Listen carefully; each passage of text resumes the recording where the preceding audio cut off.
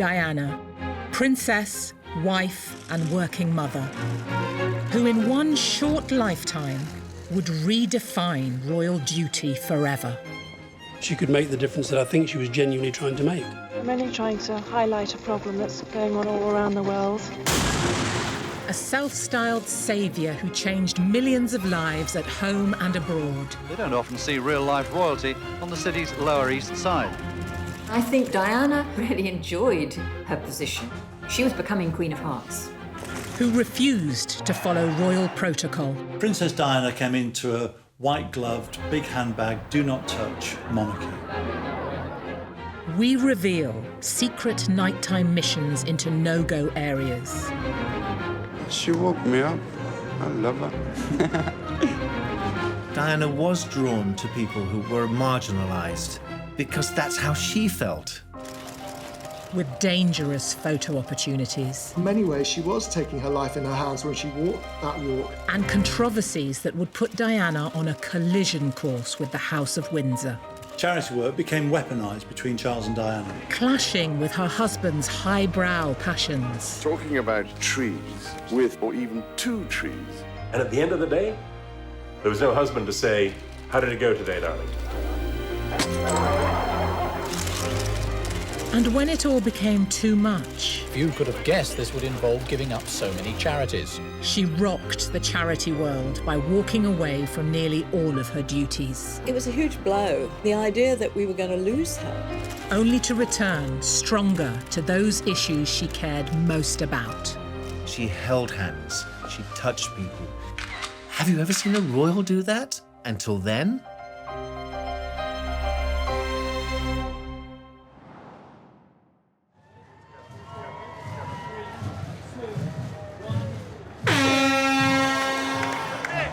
Today, the young royals lead from the front when it comes to getting hands-on with important issues. I think it's fairly obvious to everybody across the world what the key issues are. They're certainly not political issues, they're humanitarian issues, and they're ones that need to be talked about.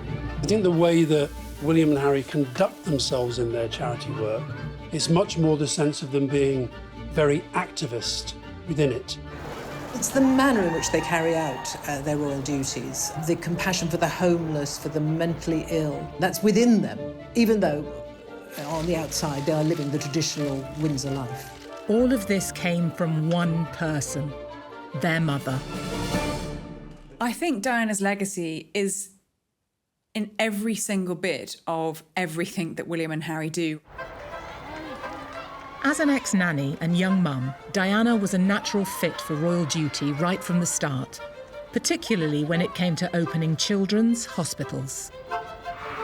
Despite the cold weather, the reception that greeted Princess Diana was a fitting welcome to her first ever visit to Barkingside since becoming Barnardo's national president last October. In the early years of her marriage, Diana basked in public and press adulation. Members of the royal family have visited this hospital before, but they were never received like this.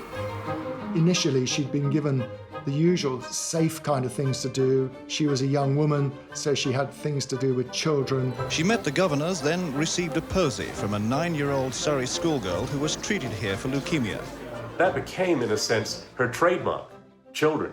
But actually, she said to me more than once, I mean, yes, I like children, Patrick, but you know, there's not a lot you can do with them because they don't have much to say. As she left, the princess met a 14-month-old baby being treated for a brain tumour.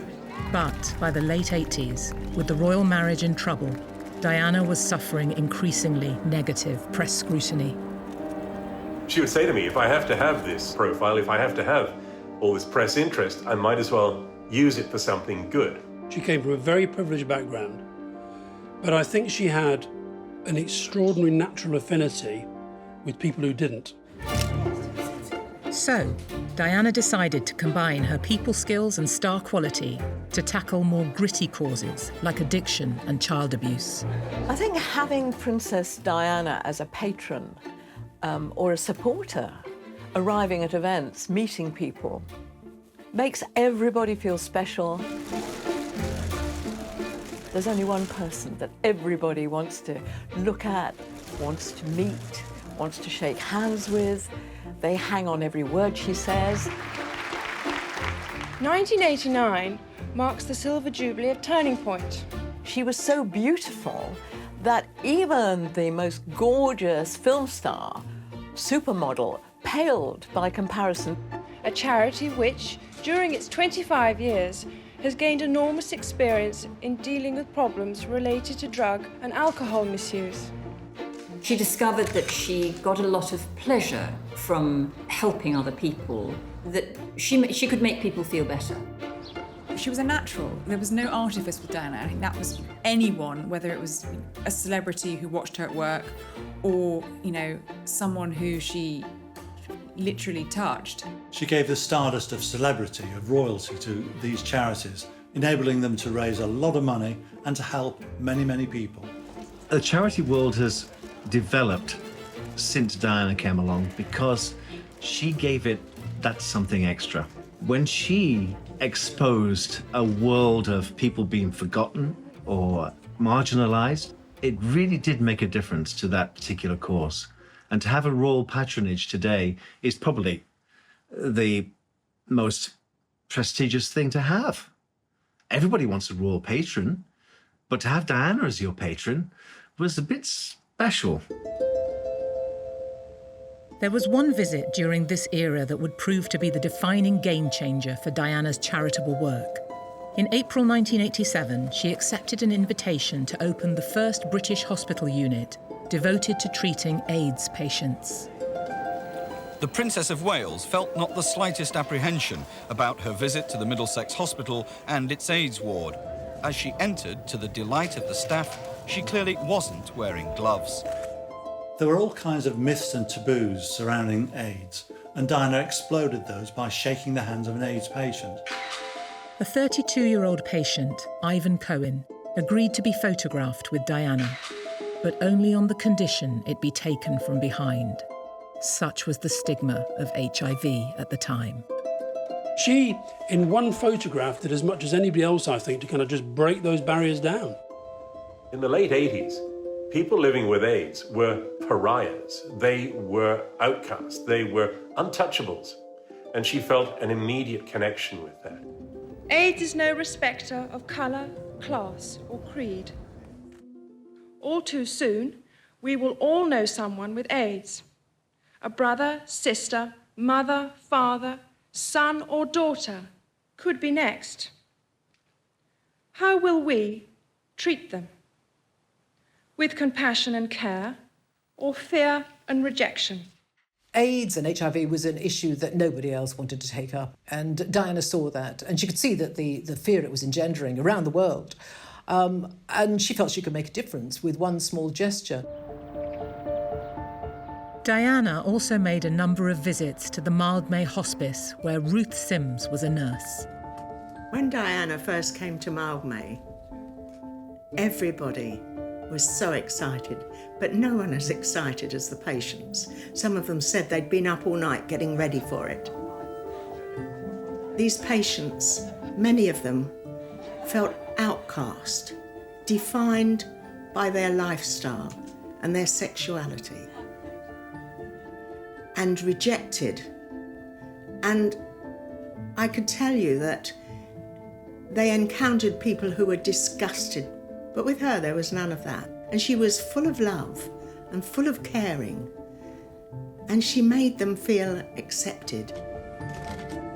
Diana's acts of compassion caused a sensation in British newspapers, but they courted controversy within establishment circles. AIDS in the mid-80s was a subject that very few people certainly wanted to talk about. And the reaction of Her Majesty to Diana was, well, what do you want to do that for? Why don't you get involved in something nice? Other members of other households would say to me, why doesn't she do nice things? By which they meant, I think, Battersea Dogs Home or donkey sanctuaries. These experiences with AIDS patients and with others who were making their last journey had a profound effect on Diana. And they really helped her to consolidate what she wanted to do with the rest of her life going forwards. Diana quickly realised that her compassionate approach could be exploited on the international stage. Harlem Hospital stands in the middle of one of the most dangerous areas of New York, plagued by violence, drugs and poverty. No president, few leading political figures come here, so the personal decision by the princess to visit a children's AIDS ward was warmly welcomed. When you have the problem with the drugs, how on earth are you going to cope with AIDS as well? She wanted to look after those people who she felt didn't have a voice, who needed a voice, and she promised to be there for them, a champion, if you like. She picked up a little boy who has AIDS and hugged him. This community and this hospital has been delighted with this charming young woman. The hospital director said to me years later, you know, that was the first time anybody in public life in America had even mentioned AIDS. Diana's war against AIDS prejudice in the 80s set a pattern of tackling difficult issues, both at home and abroad. But this revolutionary approach would pit her against a husband with a very different public agenda. The British Monarchy, a family firm steeped in tradition, but always hard at work. There were plenty of staff around to give the Queen a royal welcome. Opening hospitals, commanding regiments, and planting trees. And when it comes to church and charity, this year, the Royal Maundy was handed out in Southwell Minster. Duty and custom go back to the end of the Civil War. There was a sort of barrier. You know, you felt the royal family wore gloves. There were official occasions, there were walkabouts and so on, when children were given little Union Jacks to wave. Princess Diana came into a white-gloved, big handbag, do-not-touch monarchy. And Diana transformed the way that royals interacted with the public. She stroked a face, she held hands, she cuddled somebody, she hugged someone. She was very, very touchy-feely. Diana completely changed the landscape for Royal Charities because she went the extra mile. She went to do things which royals didn't do before. She held hands, she touched people, she bent down, she kneeled on the floor. Have you ever seen a royal do that? Until then, Diana was the first. Diana was a hit. She was an absolute box office sensation wherever she went. She was young, she was glamorous, she was engaging, because it looked forward to the next generation of the royal family. It boosted the value of the monarchy abroad, around the world, throughout the Commonwealth and all the countries they went to. Diana's body language broke the mould of royal formality. I mean, we all remember those wonderful pictures of her on her knees, taking flowers from small children or cradling them in her arms. She would stop wearing wide-brim hats when she went to go and do engagements with children, or the vulnerable, so she could hug them and not kind of get in the way. She started taking her gloves off when she went to engagements so she could touch people. And I think all of that, went to the heart of what Diana meant when she said she wanted to be the Queen of Hearts. You could tell she was making an emotional investment in her work. There wasn't the kind of traditional royal standoffishness, the idea that there was a kind of impenetrable shutter that came down behind royal eyes, which meant there was no emotional contact and no possibility of it. Diana's common touch did not go unnoticed. I haven't yet worked out a method of splitting my wife in half. It was Diana the public wanted, and they couldn't get enough of her. I've come to the conclusion that really it would have been far easier to have had 2 wives. At every public event, Diana stole the show, and with all the public adoration came confidence. Over the next few years, this confidence transformed into a personal mission to challenge public misconceptions. In 1989, Diana made a trip to a hospital in Indonesia. For Diana, Princess of Wales, leprosy and the need to rid the world of the stigma that blights its sufferers has become something of a personal crusade. By touching the untouchable, Diana destigmatized a disease that many still believed could be spread by casual contact. So Diana dispelled that whole myth by being there with leprosy sufferers and reaching out to them, touching them, being completely normal with them. And it revolutionized the way people thought about leprosy. And these were small, incremental things that she did that had a huge effect on the charities, on world understanding, but also on how Diana was perceived, not just by the public, but from within the royal family too. It's always been my concern to touch people with leprosy, trying to show in a simple action that they are not reviled, nor are we repulsed. Did she feel that she was a sort of Christ-like person? I don't know whether it got that far, but I think that she did feel that she had a kind of magical, mystical quality. While Diana's compassion attracted global praise and support, Charles also had interests close to his heart and closer to home. Charles would much rather get involved with architectural charities, with agricultural charities, plant-based charities. Talking about trees, talking round trees, talking up at, with, or even to trees is, I have discovered, a very risky business. He was rather ridiculed for talking to his plants, caring about genetic engineering, organic gardening, organic farming. He took on big issues like urban regeneration, agriculture, conservation, architecture. Developers had envisaged turning this site, the most expensive piece of real estate in Britain, into flats costing up to £6 million each. But then someone described as a very eminent neighbour stepped in to halt the plans. On behalf of Prince Charles, a letter was drafted to the council planners, complaining of overdevelopment in an area overlooking his home in Kensington Palace. Charles was keen to be seen championing the countryside. On his farm at Highgrove in Gloucestershire, he practices the organic farming he believes is essential. He did look like an Edwardian gentleman going to a country house party, there's no question about it. I mean, he wore these terribly old-fashioned clothes, these sort of hacking jackets and brogues. Charles also had urban pursuits.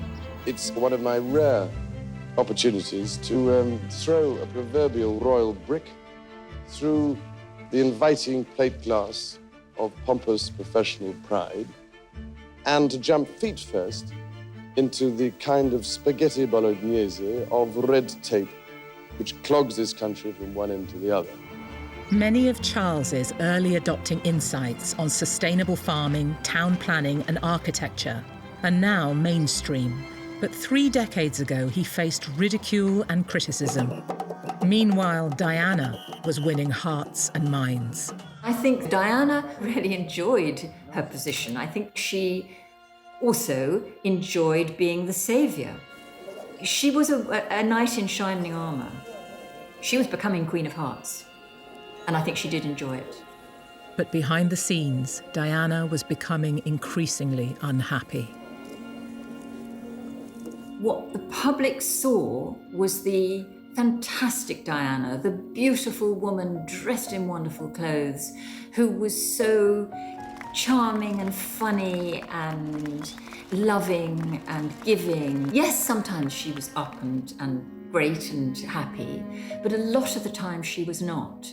Everyone thought they had a blissful and happy marriage with 2 lovely young boys, but the reality was that things weren't so good behind the scenes.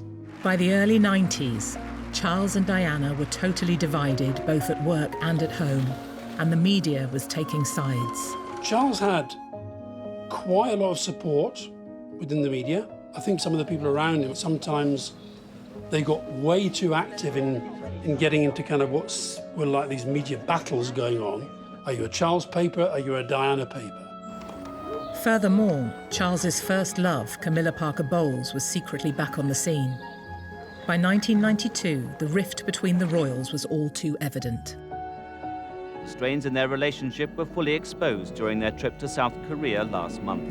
The distance between them could not be disguised. Papers dubbed them the Glums. Behind the facade of the royal marriage, Diana was planning a killer blow, secretly cooperating with a devastating new biography. It's not the photographs that have stirred the controversy, but the claims by her close friends about the state of her marriage, and whether they spoke out with her tacit approval. My biography of Princess Diana had a huge impact, not just on the royal family, but on the wider country.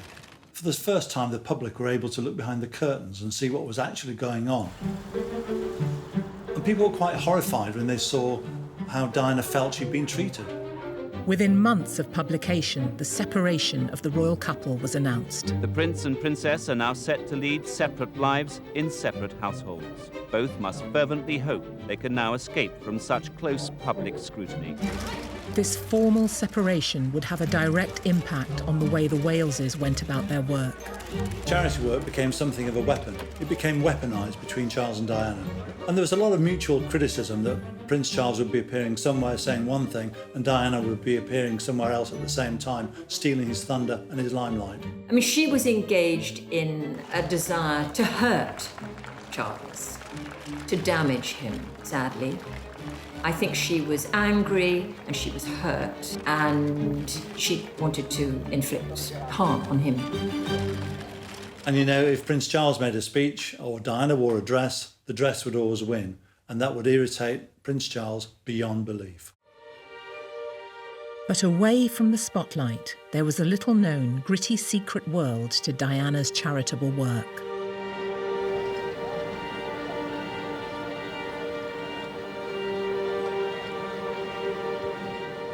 The princess had started to embark upon clandestine missions, largely unplanned and unaccompanied. In the summer of 1994, Prime Minister John Major controversially called Beggars on the Street an eyesore. Just days later, long-lens cameras captured a strange commotion in an underpass in central London's Waterloo district. Diana was on a secret mission to understand the underworld.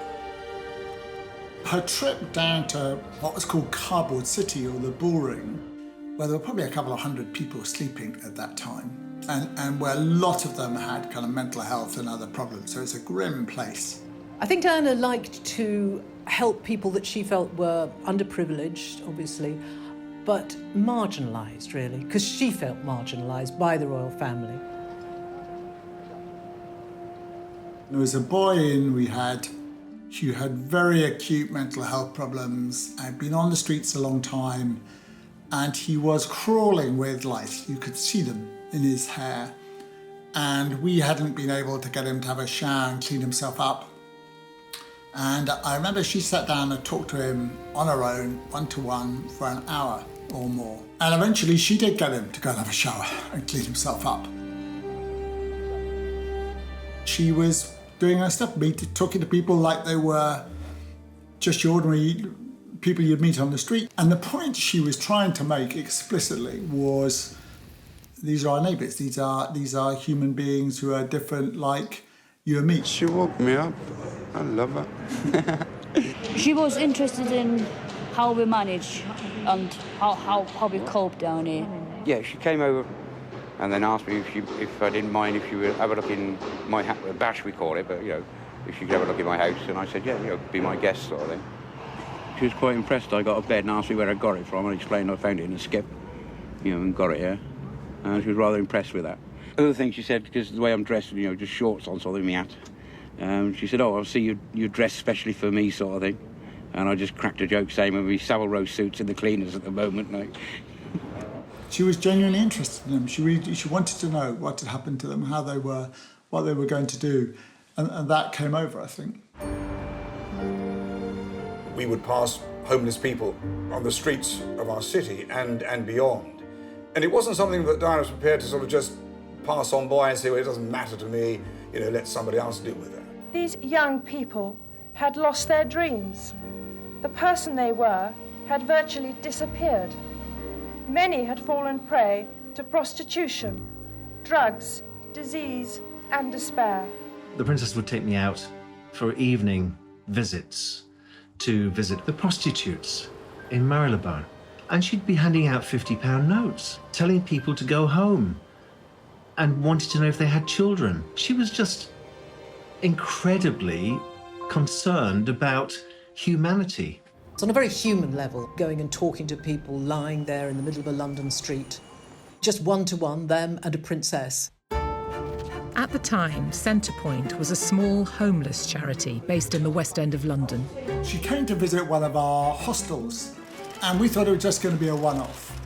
But I think we were surprised by just how well she related to the young people who were staying there and to the staff. She liked what we were doing, but also she liked the fact we were grassroots and frontline. Diana was drawn to people who were stigmatized in society, people who were rejected, people who were marginalized, because that's how she felt. She was an active, practical supporter, and I think she liked the fact that her visits and her contributions made a difference. Everyone needs to be valued. Everyone has the potential to give something back if only they had the chance. Diana had found a role that went beyond the formality of a traditional royal patron. She talked to people as a equal, I think. From what I've seen, lots of the royals do that now anyhow. I don't think that was as true before she came along.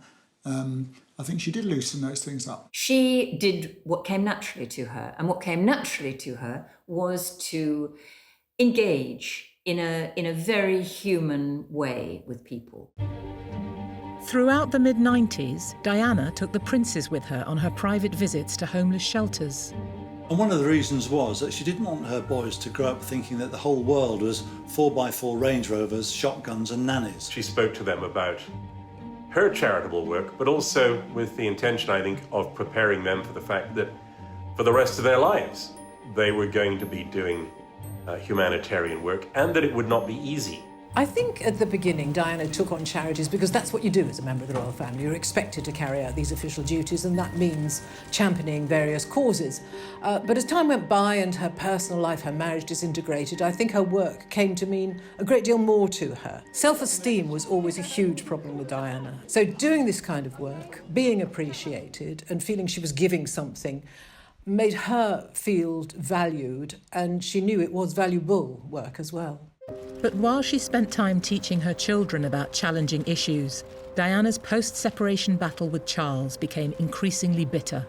Hostile stories from both sides were leaked to the press. Today's story alleges that far from being victims of the press, the Prince, and particularly the Princess of Wales, actively recruited newspapers to leak details of their marriage problem. Diana surprises the Queen and says divorce is on. Charles told in face-to-face palace meeting. 6 months after this revelation, Diana made a huge shock announcement. After divorce, the princess made clear she wanted time to consider her future. Few could have guessed this would involve giving up so many charities. She'll continue to back only 6 organisations. Without warning, she had resigned from over 100 charities, leaving the organisations in total dismay. Turning Point helps with drug rehabilitation. Like the 100 other groups affected, Diana's told them in a letter that following divorce and her change of status, she's decided with great sadness to withdraw patronage. I was both saddened and surprised. I mean, surprised in that we had not expected to lose our patron, and saddened that we had. Along with Turning Point, charities like Bernardo's and Help the Aged had also lost their patron. It was a huge blow to the voluntary sector. Dame Esther Ransom, founder of Childline, had worked with Diana since 1990 when she opened the child abuse hotline. She had been so important, spreading awareness, raising funds, turning ordinary, boring dinners, lunches, buildings being opened into really glamorous occasions that everyone remembered. It has mattered so much to all of us that not only that you care for the nation's children, particularly the children who are feeling pain, but that you care and believe in this idea. We really value your support so much. And the idea that we were going to lose her was very difficult, very challenging. This had a tremendous impact. The balls that people attend if the royals are there, the auctions, it's all predicated on access, and people will spend a lot of money for that. So these charities really suffered when she decided to pull back, because after all, Diana was the biggest name in the game. Everybody was horrified. The royal family, Charles, the Queen, were all horrified, and those charities were absolutely devastated. I do remember the day that Diana said she was retiring from public life. It was a very emotional speech she gave. She'd had enough, to be quite honest, of being hounded by the media, of her life being turned inside out, of not being listened to. And she really wanted out. The boys were so upset I remember William putting his arm around his mother and saying, "Don't worry, Mummy. When I'm king, I'll give it all back to you." And Diana was not ready for the impact it would have on her own life. Handed her 6 months of empty diary planning sheets. She said, "What's this?" I said, "That's your future program. It's empty." And she flicked through the pages, and her face, she stopped smiling and started to look a bit serious. But I think she also discovered that she was losing something. The coverage that she was getting, the adulation that she was getting from the press, from the public, from those charities, was something that really sustained her. Diana had chosen to remain patron of just 6 charities, but the decision left her with time on her hands. Consequently, in the following months, she became more, not less, committed to the few that she cared most about. She then felt, OK, I'm my own woman, I'm a single woman, I'm going to get on with it, I'm going to do things my way, I'm going to support the charities, the few charities or causes that are close to my heart, where I feel I can make a difference. After Charles and Diana formally divorced on the 28th of August 1996, the princess was free to make a new impact on the international stage. In January 97, she travelled to Angola with the Red Cross. But before she landed, in started landing the other planes with the journalists, and they just kept landing and landing and landing. And suddenly there was about 80 or 90 journalists and TV crews. The door opened and out comes Diana. I thought, oh my God, I'm about to meet the most famous woman in the world. The new Diana believed she could make an impact on serious international issues. Her butler, Paul Burrell, was also on the trip.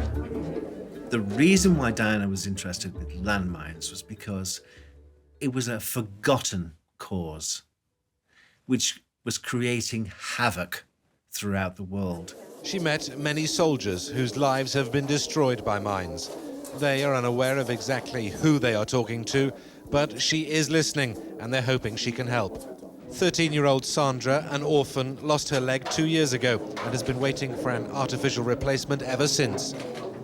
Every 6 months, she's having a new one. Not for the last time today, the princess was visibly moved. So Diana thought, well, this isn't fair. It's just not right that small children can be blown up because they weren't part of the war. They didn't ask for the war. That's why she got involved, mainly because of children. Diana had agreed to create the photo op of the decade. The only really uncomfortable moment of the day was that when we first arrived at the minefield and we put her into the body armour, we put the body armour over the Red Cross logo. And so the first time she and I and a colleague walked in, I showed her how the demining was undertaken, and she then blew up a mine. 1, 2, 3, firing. There was a request for her to go back with the Red Cross logo on, and I think she was quite uncomfortable with that request and didn't really want to go back in on her own. But she did what was needed, and she responded positively to it. She changed the position of the logo and walked out and walked back. The princess could tell a story in a picture. She was brilliant at doing that. She knew what to do, how to perform, and how to get her message across without actually saying anything. The image of Diana walking through a partially cleared minefield captured headlines worldwide. In many ways, she was taking her life in her hands when she walked that walk. It had a huge effect, of course it did. I mean, it's one of the most famous images that we remember of Diana is walking through that minefield.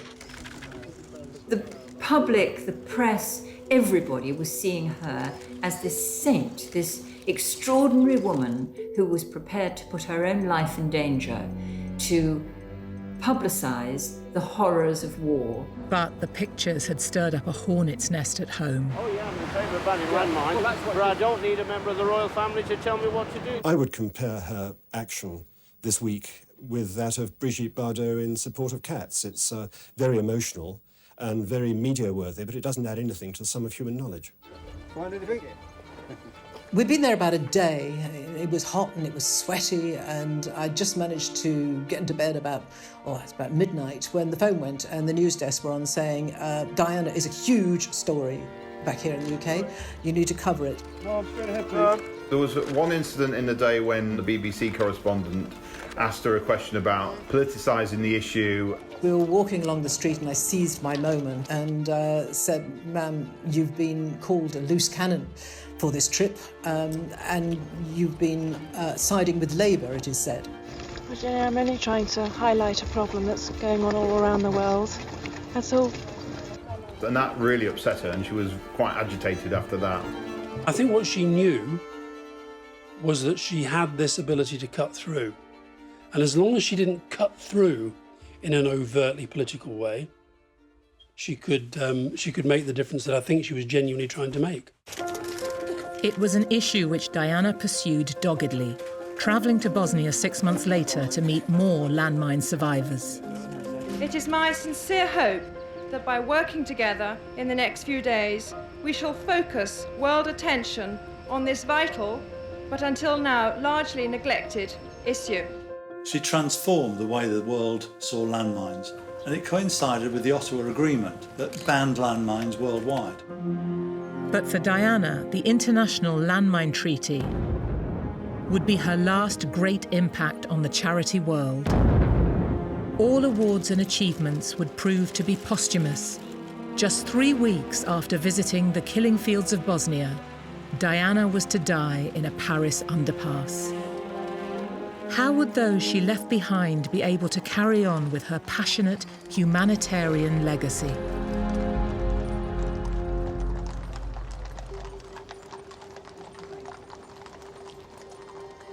In life, Diana had transformed royal charity work. But would her more hands-on and caring revolution now end with her death? The funeral cortege, as it approaches Canada Gate. This is an extraordinary view we're seeing here. We've never, as far as I'm aware, seen the royal family standing like this at the gates of Buckingham Palace. I think Charles wanted to bring the boys back to his vision of what royalty should stand for. The Prince of Wales can be very traditional. He's going to be king, but at the same time, he enabled his 2 young boys to carry on a path that saw them not completely restricted by royal duty, but actually able to pursue their own interests. At the funeral, it appeared as though the royals were determined to close ranks. But once the nation had mourned, Britain's royals did not go back to their stiff pre-Diana ways. I think that when the boys saw how the other half lived, how people who didn't have their privilege were actually struggling, I think it made an indelible impression on them. I think both boys have a huge admiration for all that their mother did. They watched her take on these causes which were not entirely fashionable, were very difficult. And I think that we see they really get involved in those that they do take on. In 2004, Harry visited Lesotho during his gap year.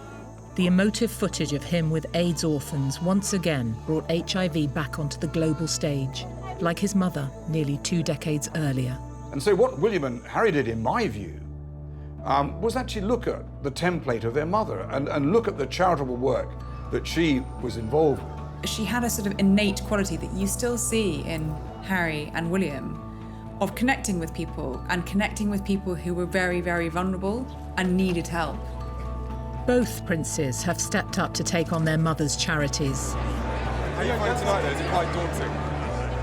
In 2005, William took on Diana's role as patron of Centrepoint. I feel very closely linked to Centrepoint.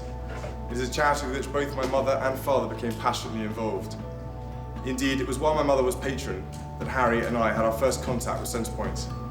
In 2009, he spent a night rough sleeping to draw attention to the cause. I think seeing William sleeping rough in cardboard boxes with the homeless reminds me of what his mother taught him.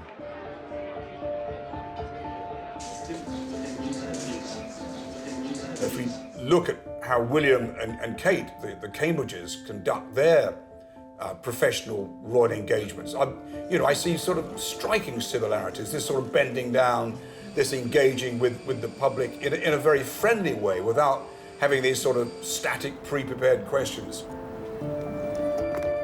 But it's the manner in which they carry out their royal duties. William a little more formal, Harry less so, but both of them tactile, compassionate, engaging, not aloof, which was Diana's abiding criticism of some members of the royal family. So there's a great deal of Diana in those boys. I think with both of them, the way that they engage with young people, with vulnerable people, has always been, you look at them and you look back at footage of Diana, or see how she engaged with the same kind of people, and it's there. They are so much their mother's sons in that respect. In 2019, Harry revived perhaps Diana's most iconic humanitarian moment.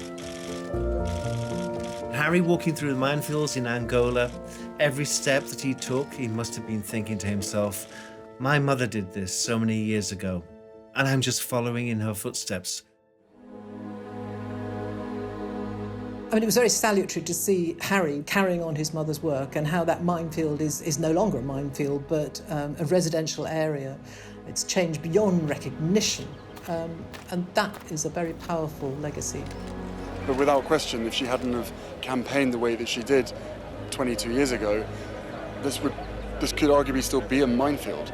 I suspect that they have learned from the fact that their mother looked beyond the obvious charities, the big charities, the traditional charities, and found causes which were otherwise neglected, and I think they've done the same.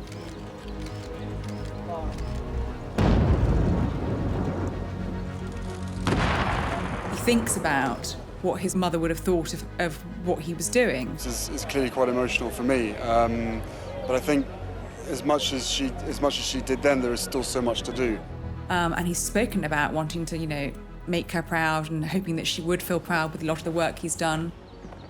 Through our particular work with young people, we have seen time and time again that unresolved mental health problems lie at the heart of some of our greatest social challenges. I think if you look at the way that Prince William and Prince Harry and Kate have done what they've done, particularly with regard to mental health, I think that does flow from the approach that Diana took.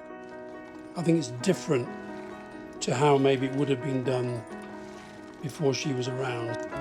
In a life lived in the spotlight, Diana reinvented how the royals do charity. When you look at old newsreels of the royal family walking by the public like creatures in a zoo, you can get an impression of the impact that Diana's had.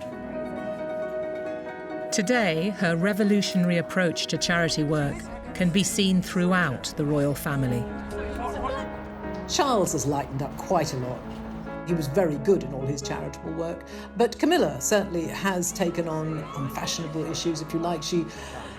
She's a great champion of people who are suffering domestic abuse. Charity begins at home, but so does domestic violence. I think the fact that we're able to see members of the royal family now picking up and driving forwards issues that until a generation ago would have been taboo for the royal family is very much down to the way that Diana approached her own charity work.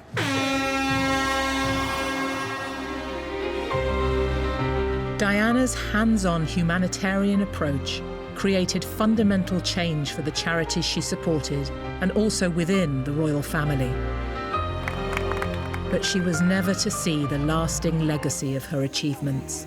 I think that Queen of Hearts phrase was her sort of trying to explain that she wanted to be able to connect with people in a much more emotional and sincere way than being just an aloof person within the royal family. And I think she really achieved that.